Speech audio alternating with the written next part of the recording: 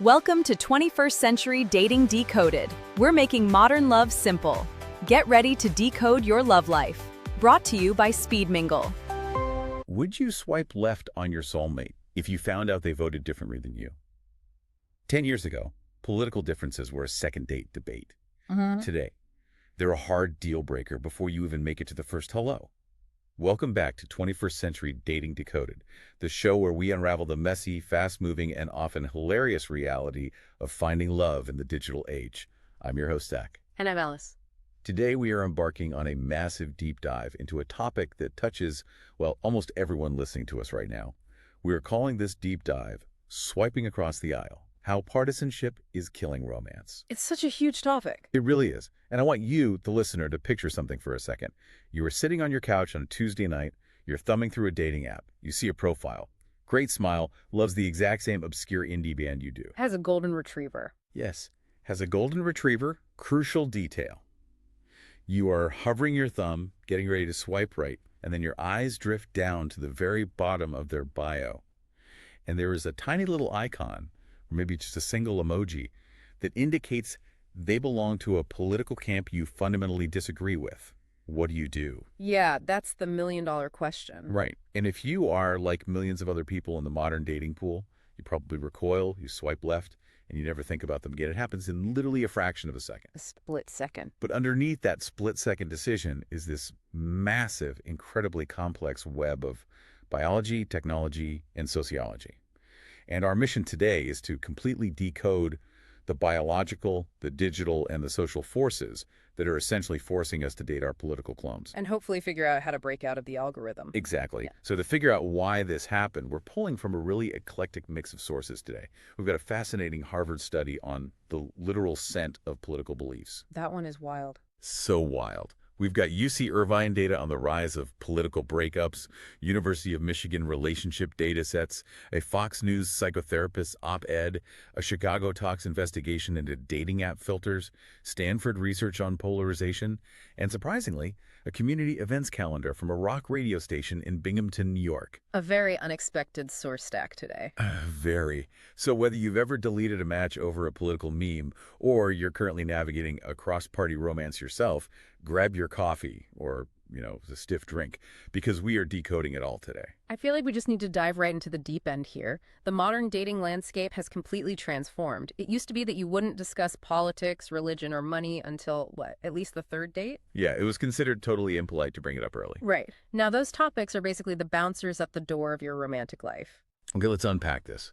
Because before we can get to the really wild evolutionary biology of attraction, we have to look at the conscious, surface-level ways people are filtering each other right now on their glowing screens. We are living in an era where politics has basically become a purity test. Oh, absolutely a purity test. If you open Hinge, Bumble, OkCupid, Tinder today, a person's profile isn't just a list of hobbies anymore. It's like a political manifesto. And the shift has been incredibly rapid. I mean, it's well documented. If you look at data from the American Survey Center, OkCupid saw a massive 64% increase in political terms on user profiles almost immediately following the 2016 election. 64%. Just instantly. Just a massive spike. And then a 2017 study by eHarmony found that almost half of all their users were explicitly mentioning the president at the time. Wow. Yeah, either positively or negatively, it didn't matter. It went from being this background detail you might discover months into a relationship to the absolute headline of a person's romantic resume. Over half. That's wild. It's like people just decided to replace "I love hiking" with their voting record. And more recent data shows this trend is only cementing itself. A recent SSRS survey found that over half of Democrats who use dating apps say that sharing political beliefs is a very important factor when picking a match. Over half. For Republicans and independents, that number hovers around a quarter. But across the board, you have millions of people using these apps to screen for ideological alignment before they even consider grabbing a cup of coffee with someone. So we have this massive behavioral shift. Everyone is filtering, but why? Like, what is the psychology driving someone to treat a dating app like a ballot box? In our source material, we actually found two fiercely contrasting perspectives on this. And the first one views these filters purely through the lens of safety and survival. Yeah, the Chicago Talks piece. Exactly. Yeah. Chicago Talks did this investigation, and they interviewed a young woman named Serna. She is an openly gay Mexican woman, And her perspective is that putting her politics front and center and demanding the exact same from her matches is absolutely not about finding a specific aesthetic type. Right. It's not about finding someone who looks good on paper. No, she sees it as a sheer necessity.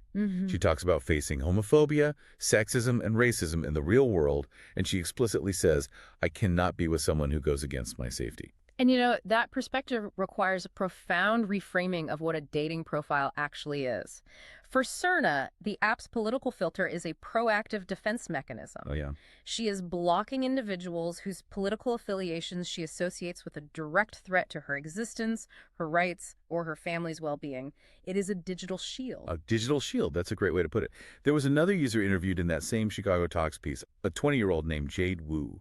She echoes this sentiment perfectly. Right, the baseline safety issue. Yeah, she states that displaying your worldviews on a dating app is a baseline safety issue. For users like Cerna and Jade, a political label on a profile is a shorthand for moral safety. They aren't trying to find someone to debate tax policy with, They are trying to ensure the person sitting across the table won't invalidate their humanity. And when you hear that, the logic is totally sound. Totally sound. If you feel marginalized, you use the tools available to protect yourself. But here's where it gets really interesting. Because we have another piece of source material that looks at the exact same phenomenon, the political bio, and draws a completely different conclusion. Right, the Fox News op-ed. Yes, we have this op-ed published on Fox News by a psychotherapist with 2 decades of clinical experience. And he completely challenges the idea that these bios are actually screening for safety or character. His clinical analysis is incredibly sharp. It really is. And it throws a total wrench into the whole shorthand for moral safety argument. He argues that a bio reading "No MAGA" or "feminist ally" isn't actually a functional character screening tool. Instead, he views it as a performance. A performance for an audience. Exactly. After 20 years of watching couples interact in his office, he points out that stating these things on an app has become about broadcasting your allegiance to an audience. He suggests that phrases like "science is real" or "trans rights are human rights" have transitioned. How so? Well, they used to be distinct political statements, but now they function more like social passwords. They announce which in-group you belong to before you've even introduced yourself. Okay, let me play devil's advocate for a second here. Because dating is utterly exhausting. I mean, you, listening to this, you know the absolute fatigue of endless swiping. It feels like a second job. Oh, it's draining. So isn't a political filter just a highly efficient, time-saving proxy for finding shared morals? Like, if I know I value empathy, equity, and environmentalism, or if I know I value tradition, family, and self-reliance, why wouldn't I use a quick filter to weed out anyone who doesn't? It just seems like good time management. It sounds perfectly logical in theory. It really does. But the psychotherapist completely dismantles that logic based on what actually destroys relationships in the real world. Right, the real-world friction. Exactly. Agreeing on complex geopolitical issues, let's say having the exact same stance on the conflict in Gaza or the intricacies of student loan forgiveness, that does absolutely nothing to predict how a partner will actually treat you during moments of intense domestic friction. I see what you're saying. Having the same stance on a foreign policy issue doesn't mean they'll actually empty the dishwasher when you're exhausted or treat you with respect when you have a fight about finances. And that is the core of his argument. A shared hatred of a political tribe is not a foundation for a marriage. It is a filter that efficiently screens out potentially decent, highly compatible people over a bumper sticker, while doing absolutely nothing to screen out the actual real-world red flags that destroy relationships. Yeah, that makes sense. Being in the same political party does not magically prevent someone from lying to you, cheating on you, demonstrating contempt, or lacking the emotional maturity to apologize. Right. A terrible partner is a terrible partner, regardless of how they vote. That is the tragedy of the digital purity test. People become so intensely focused on the ideological addition that they completely miss the human being in front of them. They mistake a political label for personality trait, and they mistake ideological agreement for relational safety. Which opens up a massive question. We've just seen how politics stops relationships from starting online. But how is this intense partisanship affecting the relationships that already exist out there in the real world? What happens when politics invades an established connection? This is where we shift from dating apps to the broader social fabric, and the data becomes genuinely alarming. We need to explore a major study out of UC Irvine, published in the journal PNAS Nexus. The researchers, Mertken Günger and Peter Ditto, set out to measure the fracturing of the nation on a deeply personal level. To do this, they introduced a specific term to the academic literature: the political breakup. A political breakup. Just to be perfectly clear for everyone listening, they define this as intentionally severing ties with someone, a friend, a family member, a romantic partner, or a coworker, explicitly over political differences. It's not just drifting apart. It is a conscious, politically motivated severing. Right, an active cutoff. And they look at a massive data set of nearly 3,800 participants. The numbers are staggering. 37% of Americans have experienced a political breakup. It's wild. Over a third of the country has cut someone out of their life or been cut out over politics. Let's break down that 37%, because the dynamics of who we are cutting off are fascinating. Of the people who experienced a political breakup, 62% had a falling out with a friend. 62%. Yeah. 40% cut ties with a family member, 29% with a coworker, and 10% with a romantic partner. Wait, let me stop you there. Why are friends taking the biggest hit by such a huge margin? I mean, 62% is a massive chunk compared to the 10% of romantic partners or even the family members. Well, if we connect this to the bigger picture of relationship psychology, it makes complete sense. The researchers point out that friendships occupy a highly specific zone of vulnerability. What do you mean? You are close enough to a friend to actually discuss deep, controversial political beliefs, unlike, say, a casual acquaintance or a barista. But friendships lack the binding structural constraints of family or marriage. I get it. It is significantly easier to block a friend's number or just stop inviting him to happy hour than it is to divorce your spouse or cut off an uncle who shows up to Thanksgiving every single year. You have the intimacy required to argue, but not the legal or familial glue required to stay and work it out. Yes, exactly.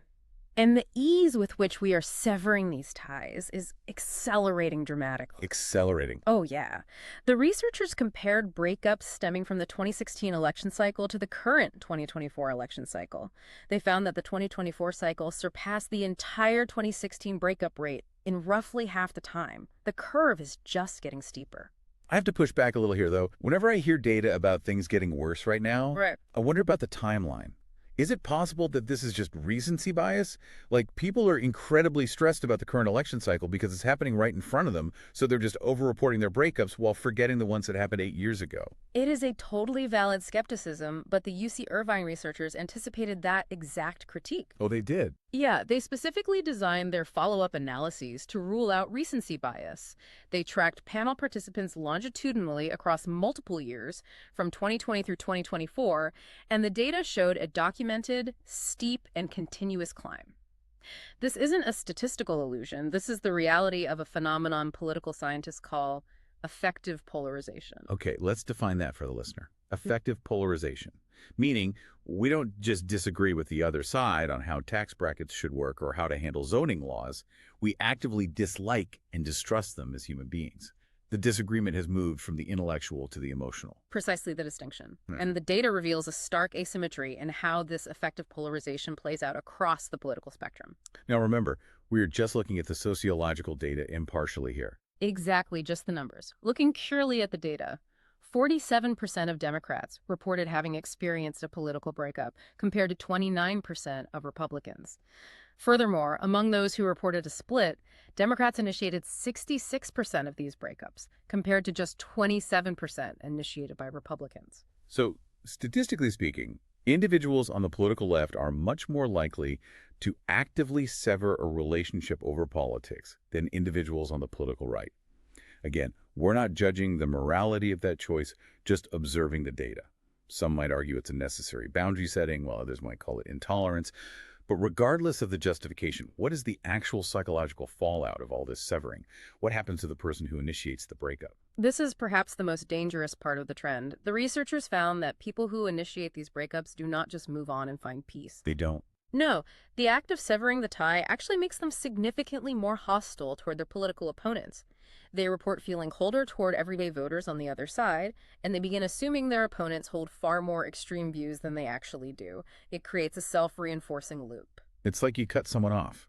And because you no longer have them in your life, to humanize the other side, to show you that a person can hold a different view but still be a good friend who helps you move a couch, The other side just becomes a cartoon villain in your head. Yes, exactly. And the researchers stress that this trend is actively worsening an existing crisis. Which is? Well, the U.S. Surgeon General has officially labeled our current social climate an epidemic of loneliness.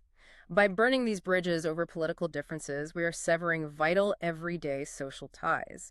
This fundamentally threatens not just the abstract concept of democracy, but the literal physical and mental health of everyday citizens who are becoming increasingly isolated in their ideological bunkers. Okay, let's take a breath and recap where we are. We've established that we are consciously using dating apps to filter out political opponents before we even meet them. And we are actively breaking up with the friends and family already in our lives over politics. We like to tell ourselves we are making these highly evolved, conscious, intellectual choices to curate our social circles. But what if we aren't? Right. What if our bodies are actually making these choices for us before we even open our mouths to debate? Here's where we pivot into the biology, and it completely reframes everything we just discussed. This brings us to a fascinating study out of Harvard's DAS repository. Yes, authored by McDermott, Tingley, and Hedemi. Right. It is titled Assortative Mating on Ideology Could Operate Through Olfactory Cues. I was absolutely mind-blown by this research. Let's start with the baseline fact that prompted the study in the first place. Sociologists have long known about a concept called assortative mating. For the listener, assortative mating is just the scientific term for the fact that we tend to pair up with people who are similar to us in various ways. Education level, socioeconomic background, height, things like that. It's the standard stuff. Exactly. Yeah. But the Harvard paper points out something incredible. Long-term mates correlate more highly on social and political attitudes, specifically a correlation between 0.60 to 0.75 than almost any other trait except religion. And as the authors point out, religious similarity is incredibly easy to explain. People meet at church, at synagogue, at mosque.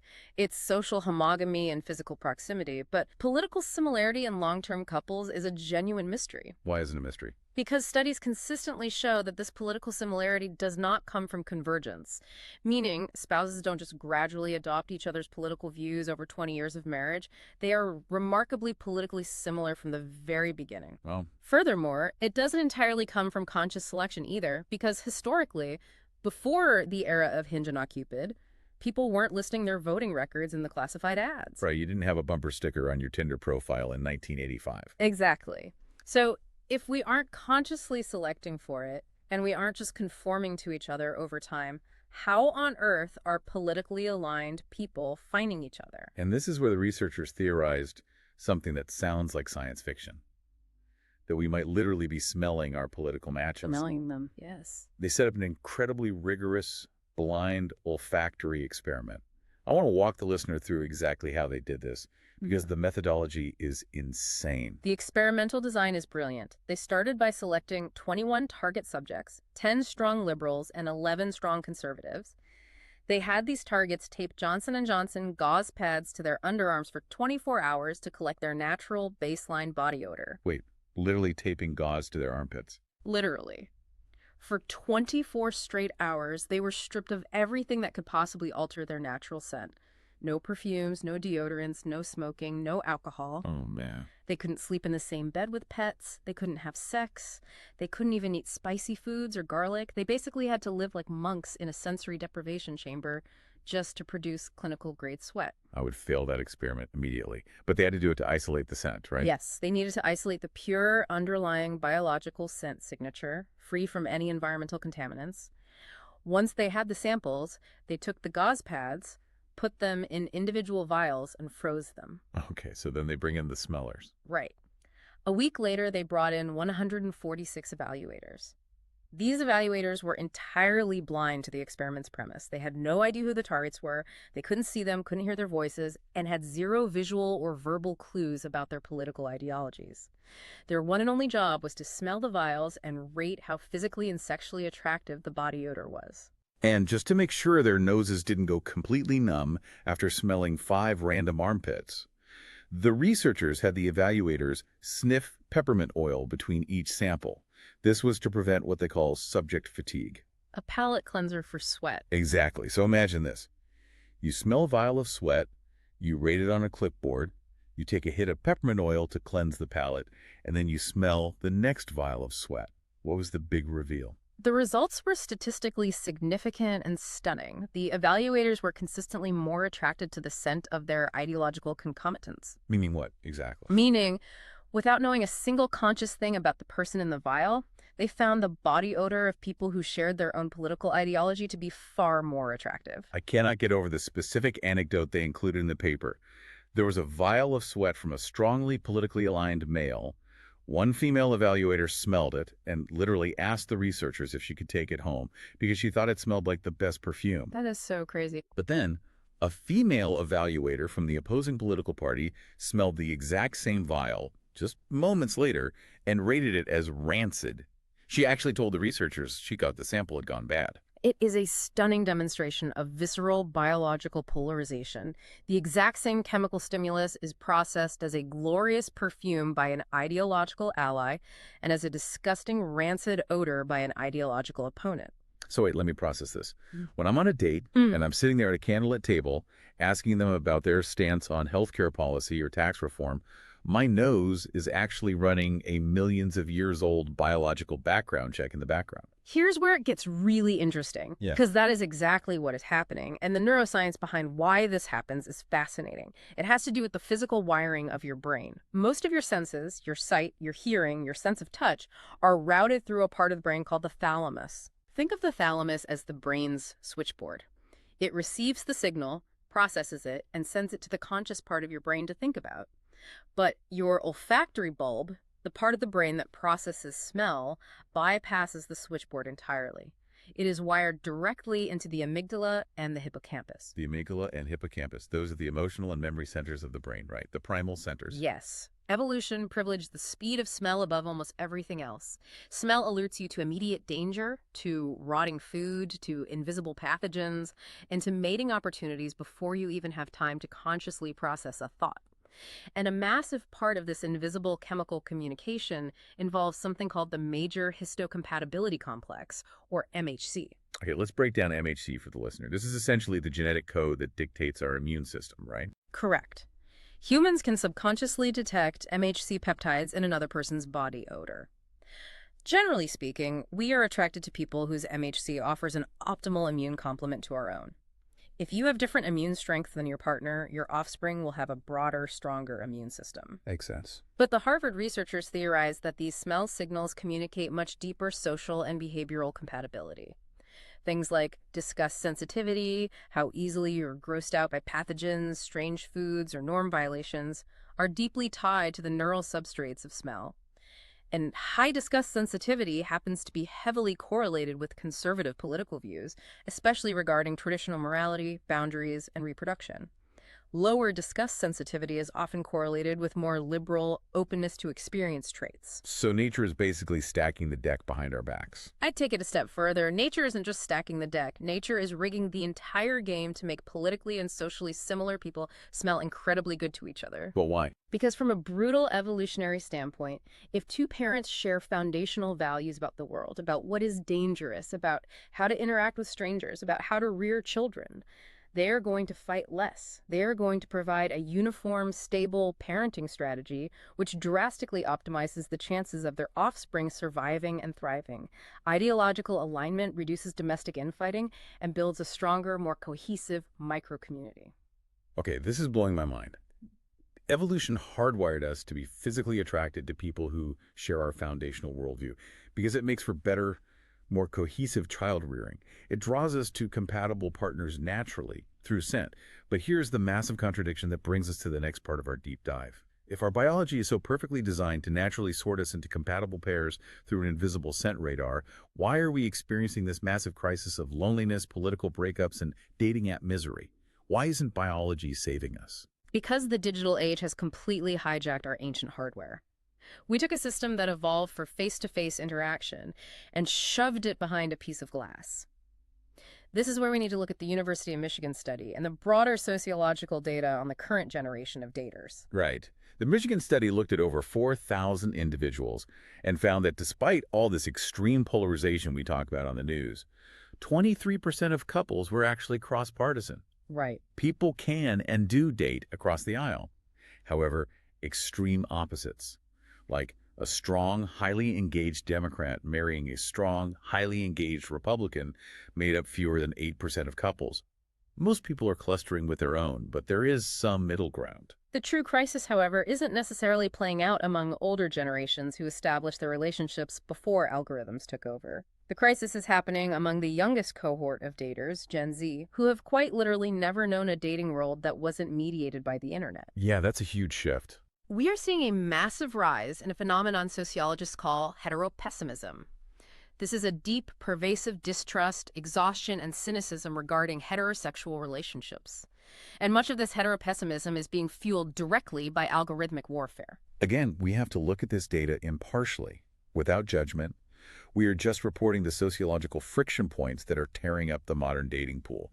And the data shows a stark, frankly shocking generational divide, particularly regarding gender roles. Let's look at the numbers. 24% of Gen Z men believe women shouldn't be too independent, compared to only 12% of boomer men. Wow. 31% of Gen Z men think a wife should explicitly obey her husband, and 21% believe women should never initiate intimacy. These are dramatic regressions toward hyper-traditionalism in a very young demographic. You would expect the youngest generation to be the most progressive on gender roles, but the opposite is happening. And where is this coming from? It is deeply tied to the online manosphere, a massive, highly lucrative network of blogs, podcasts, forums, and influencers that promote rigid masculinity, alpha-beta dynamics, and often outright misogyny. It is a tragic irony when you look at how the tech platforms operate. The algorithms on TikTok, YouTube, Instagram, they are completely amoral. They don't care about your happiness. They are designed purely for engagement. They want your eyes on the screen. So what drives engagement? Outrage. Outrage always wins online. Always. The algorithms serve highly controversial, traditionalist, or misogynistic content to young men because it generates clicks, angry comments, and watch time. Simultaneously, those exact same algorithms are looking at young women's phones and serving them hateful, cautionary, men are dangerous narcissists content for the exact same reason. It keeps them watching out of fear. If we connect this to the bigger picture of dating, the result is devastating. You have an entire generation of young men being radicalized into these rigid traditionalist views, convinced that modern women are the enemy. And you have an entire generation of young women being socialized online to view every man they encounter as a potential statistical threat. It's like an algorithm is acting as a bouncer at a nightclub. But instead of checking IDs to keep everyone safe, the bouncer pulls you aside and whispers in your ear that everyone inside the club hates you, wants to hurt you, and is your mortal enemy. And he does this before you even walk through the door and get a chance to use your natural scent radar to judge them for yourself. That is an incredible analogy, and it perfectly encapsulates why the biological aspect is failing us right now. Because our modern dating is now entirely internet-mediated, we completely lack the social glue of what sociologists call proximal somatic verification. Proximal somatic verification. Let's translate that for the listener. That essentially means actually being physically close enough to a human being to smell them, to read their microexpressions, to see if their eyes crinkle when they laugh, and to feel their physical presence in a room. Yes, exactly. For millions of years, if you met someone from a neighboring tribe who had slightly different customs or views, your olfactory system and your physical intuition would kick in. Your body would run that background check we talked about. Your amygdala would say, this person smells safe. Their MHC is compatible. They are smiling genuinely. They are not a threat. Right. But on a dating app, you cannot smell a carefully curated profile picture. Yeah. You cannot get an MHC reading through an iPhone screen. You cannot read microexpressions from a text message. So because we are totally deprived of that ancient biological safety check, we panic and we substitute it with something else. We substitute the biological safety check with rigid, conscious, ideological filters. We demand that people prove they are safe by checking a box on their profile or putting the correct slogan in their bio. We use political litmus tests for the safety that physical intuition used to provide effortlessly. Which leads to? It leads to a total collapse in connection. Young men are reporting record numbers of zero sexual partners, and young women are viewing minor conversational yellow flags on dates as definitive, dangerous red flags. We are judging two-dimensional caricatures instead of three-dimensional humans, and we are rejecting them before they can even speak. So we find ourselves in this perfect storm. Our biology desperately wants us to connect based on deep, invisible physical cues. Our digital platforms force us to connect based on rigid, hyperpolarized, text-based labels. And the algorithms powering our daily lives are actively making us terrified of each other before we even meet. How on earth do we bypass this algorithmic warfare? If our biology is the solution, how do we let our natural biological sorting mechanisms actually do their job again? Well, to find the answer, we actually have to look to the most incredibly unlikely source from our stack today. But first, let's anchor this solution in the research of Neil Malhotra at Stanford. He noted that polarization at the highest, most toxic levels of our political system actually stems from people's everyday, mundane unwillingness to communicate with one another in their local communities. Right. And this deeply extends into our romantic choices. The macro-level polarization starts in our living rooms, our neighborhoods, and our dating lives. And this brings us to the ultimate grounding mechanism we found in the research. I have to admit, when I saw this in our source material, I laughed out loud. I was so confused. Yeah. After Harvard genetics and Stanford sociology, our final piece of evidence is the community events calendar from Magic 101.7, a classic rock hits radio station in Binghamton, New York. I know it seems entirely out of place, but I promise you, it is actually the most practical, real-world application of all the dense theory we've discussed today. Look at the specific events listed on this local Binghamton calendar.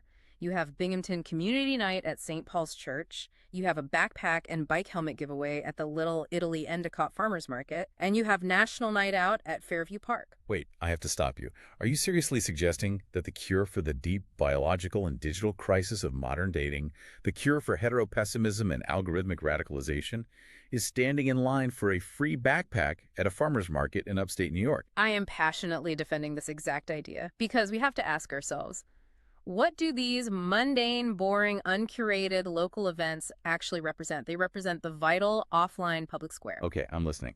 Unpack the public square for me. Why is a park better than an app? Think about the fundamental architecture of these spaces. You cannot put a digital filter on a public park. When you go to a farmer's market to buy tomatoes, or you go to a community night to get a bike helmet for your kid, you cannot pre-screen the crowd.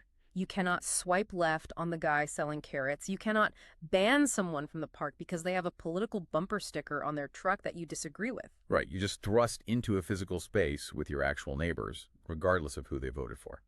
And that physical proximity forces you to interact with multidimensional human beings. You might end up laughing at a loose dog, or chatting about the terrible weather, or helping someone pick up a dropped bag of apples with someone who votes entirely differently than you. And in that physical, offline, uncurated space, your olfactory system, your millions of years old biological background check, is finally allowed to engage properly. So by being in the park, you bypass the algorithm. You entirely bypass the manufactured threat detection loop of the digital world. You're taking in their scent, their tone of voice, the way they hold their posture, their physical demeanor. Your amygdala realizes that this person standing in front of you is not the terrifying, radicalized caricature that your TikTok feed promised it would be. They're just a person buying vegetables. By returning to these uncurated offline spaces, like the ones promoted by a random rock station in Binghamton, we re-engage the ancient hardware that kept humanity connected for millennia. We allow biology to override the algorithm. Wow, it really is that simple. And yet it feels like the hardest thing for us to do right now. Just put the phone down, walk out the front door, and go stand in a park with strangers. So where does that leave us? Is political polarization really the death knell for modern romance? Or are we just letting algorithms and hyper-partisanship build walls where a little human curiosity used to be? Look, no one is saying you have to compromise on your core values or date someone whose worldview invalidates your existence. But if this deep dive into the data proved anything today, it's that a profile badge or a single survey answer rarely tells the whole story of who a person is when you sit across from them at a coffee shop. Next time you're swiping, ask yourself, are you looking for a soulmate or a political echo chamber with a cute smile? Because if we only swipe on people who mirror our exact feed, we might just be locking out the very real, messy, beautiful connections that make dating worth the trouble in the first place. And that leaves us with one final, frankly terrifying implication of all this research to consider, a thought experiment for the listener to take with them. If we actually succeed in perfectly curating our romantic lives so that we only ever mate with our exact political and ideological clones, a trend we see accelerating every single year on these apps, are we inadvertently engineering an evolutionary dead end? An evolutionary dead end. Explain that. Think about it from a purely biological standpoint. By eliminating all ideological, social, and genetic friction in our partnerships, by ensuring we never have to compromise or understand a conflicting viewpoint in our homes, we might just be breeding out the very cognitive diversity and resilience that allowed humanity to survive in the first place. A species that only ever agrees with itself is highly vulnerable to a changing environment. Something to chew on. That is an incredible thought to leave on. Are we filtering ourselves into extinction? Honestly, escaping that digital echo chamber and avoiding that evolutionary dead end is exactly why 21st Century Dating Decoded partners with Mingle. They are a service fundamentally designed to solve the exact problem we spent the last hour breaking down. They get you off the apps and into the real world where your biology can actually do its job. Mingle is operating with this exact philosophy of proximal somatic verification in mind. They understand that you need physical presence. They offer 6 distinct modalities to create intentional physical connection without the algorithmic pressure. Right. For instance, they have Mingle Anywhere for authentic video interactions if you are traveling, and Mingle Social for relaxed, unstructured gatherings at local venues. I love their event structures. They also have Mingle happenings, which are highly curated activity-based events. So if you hate awkward small talk over a drink, you can go do an activity and let your guard down. And my personal favorite is Mingle Neighbors. It's designed to turn local strangers into friends through high-energy events right in your own community, just like those Binghamton community nights we talked about. There's absolutely no romance required at the Neighbors events, just great vibes and community building to fight that loneliness epidemic. Plus, they offer Mingle B2B for high-octane professional networking, which takes the same principles of offline connection into the business world. And coming in summer 2026, they are launching Mingle One-to-One for personalized, low-pressure individual meetings. So we want you to take the initiative today. Break the algorithm. We want you to subscribe to 21st Century Dating Decoded so you never miss a deep dive like this one. You can listen on Apple, Spotify, Amazon Music, or wherever you get your audio. Or, if you prefer visual content, you can watch us on Mingle TV on YouTube, Roku, or Amazon Fire TV. And please, leave us a 5-star review and share this link with a friend, especially the friend who is still using expired digital filters on our dating profile while constantly complaining that they can't find anyone real. Seriously, send them the link right now. And most importantly, secure a reservation at an upcoming Mingle event in your area to mix, match, and mingle in person. If there isn't an event nearby, don't just go back to swiping. Contact Mingle directly to become a host, or set up an event venue in your own town. Build the public square yourself, because as we learned today, sometimes you just need to get out there and see and smell the real world for yourself. The digital X-ray machine of modern dating might be fundamentally broken, but your biology certainly isn't. You just have to give it a chance to work. See you next time. Thanks for watching and listening to the Mingle Network.